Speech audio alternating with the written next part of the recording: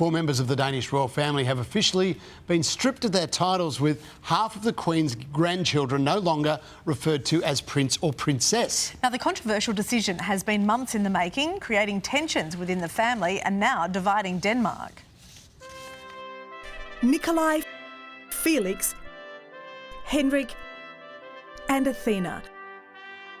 Grandchildren of the Queen, children of a prince, raised as royalty, now stripped of their HRH titles. The new year marks the start of a new, scaled-back Danish royal family, with the official website now reflecting the changes from Prince and Princess to Count and Countess. Queen Margrethe addressed the family drama just hours before the titles were taken away,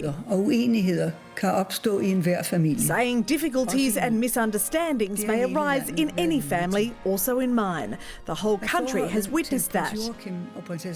The mother of two of the children, Princess Marie, was notably absent from the Queen's New Year gala dinner.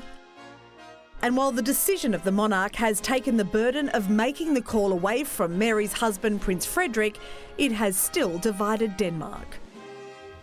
Oh, divided Denmark is not a good thing. Royal commentator Angela Moller joins us now. Good morning, Ange. What does this title change actually mean for these four? Look, it means that they'll have to be working people, ordinary working people. They will no longer have those honorifics, which mean that they're connected to the... I mean, obviously they're connected to the royal family, but they won't have a job to do within the royal family. And why Queen Margrethe has done this, of course, is because the taxpayers in many European principalities and, of course, in England, no longer want to fund these huge sort of expanded royal families. They want a slimmed-down, condensed royal family that don't cost so much. Well, our Mary's children, they'll still keep their titles, right? Because they're much higher in the succession to the throne. For now, they will. So for now, they remain Prince and Princesses, the four children of Frederik and Mary.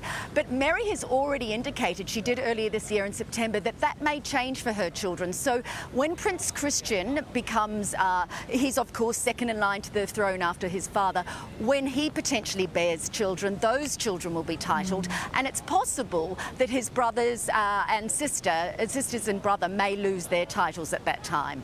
And, Ange, what do we know about the reaction in Denmark? What are the people thinking about all this? Look, they're huge fans of the Queen and huge fans of Frederik and Mary. Look, there has been a lot of consternation between the brothers, and I think what Queen Margrethe wanted to do was to make sure that this decision wasn't left to Frederik, and so that there would be a brotherly situation, as has occurred in the UK. And we found that, you know, there's this falling out between the brothers. But generally in Denmark, there's huge support for the royal family, for the work that they do, but very much focused on that slimmed-down monarchy. Gosh, Mary has just walked back into a storm, hasn't she, after having a lovely time in Sydney. It was nice to see her here. It was the first time that she came to Sydney too.